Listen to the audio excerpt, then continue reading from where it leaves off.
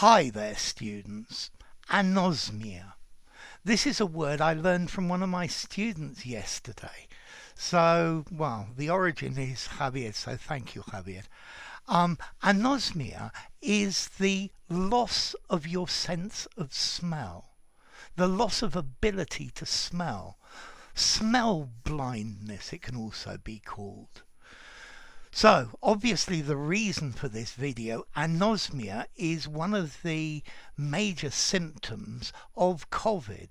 So if you're suffering from anosmia, you can't smell anything, then maybe you ought to go to the doctor and get a COVID test.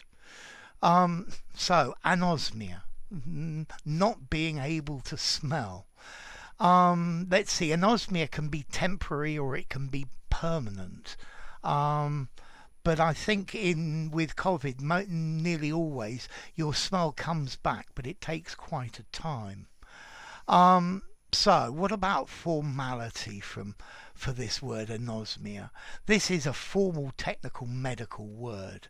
I bet if you use it, lots of people are not going to know what it means, but you can explain it to them because it's definitely a good word in the current climate. The origin of this word anosmia comes from Latin an, without, and osme, to smell. So anosme, to be without smell.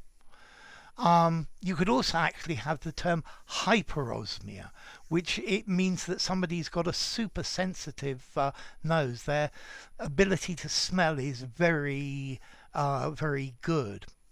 Okay, so anosmia. If you're suffering from anosmia, you can't smell anything, so you've probably had COVID, or you're probably getting it right at this time.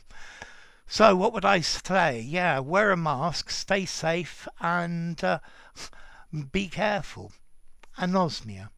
If you enjoyed the video, give it a rating, subscribe to my channel, and I'll see you soon. Bye for now. Anosmia.